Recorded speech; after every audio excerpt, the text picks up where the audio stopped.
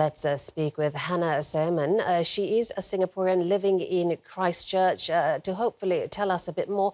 Hana, give us a sense first of what it's like where you are. There's a lot of panic happening now. Even though we are in lockdown currently and everyone is indoors, but there's within the community, especially the Muslim community, we do not know what is happening. Some of us cannot account for our families. Mhm.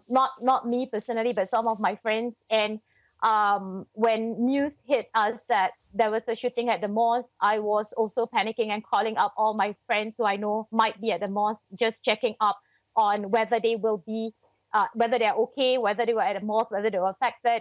And then I call up my friends, check Facebook and everything. So there's a lot of panic. And because we also do not have um, exact news about what is happening, we don't know what to do. We don't know who is hurt, who's unaccounted for, and where they are. It's clearly a difficult time for you and your family members as well, but we are told that you are no more than 5 minutes from one of the sites of the incident. Was there anything that you can Yes. tell us about what you saw or perhaps what you heard?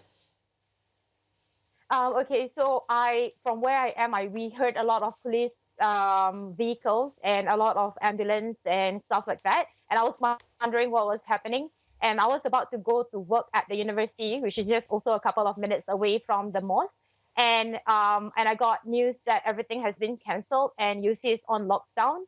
One of my friend who is actually an administrator, also a Singaporean in one of the departments in the university, told me that no one is allowed to leave and enter the building now. And it has been going on since about 2 p.m. today when the incident happened.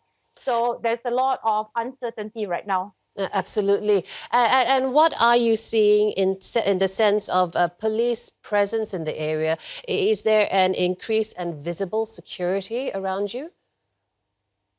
Not particularly in my area because I'm still quite a few suburbs away. However, there are a lot of police in around the vicinity of the mosque and the whole road on Dins Avenue, which is where it's happening, and on Rickerton Road, which is just around the corner, and also in Linwood Avenue, where the other mosque is situated.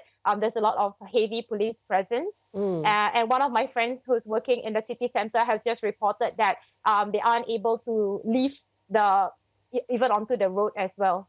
Right. Hannah, give us a sense of the two mosques and the neighborhoods that they are located in. How would you describe these neighborhoods for us? The first mosque, Dins Avenue, I would say that it's quite an affluent area. It's right by Hagley's Park and very nice houses, in fact. But it's also multi-ethnic. It's where I would say a lot of immigrants would be there. And Linwood Avenue, although it is a more maybe a lower socioeconomic area, it still has a lot of immigrants as well. So Mm. yeah, so I would say that there's heavy immigrant presence in both areas.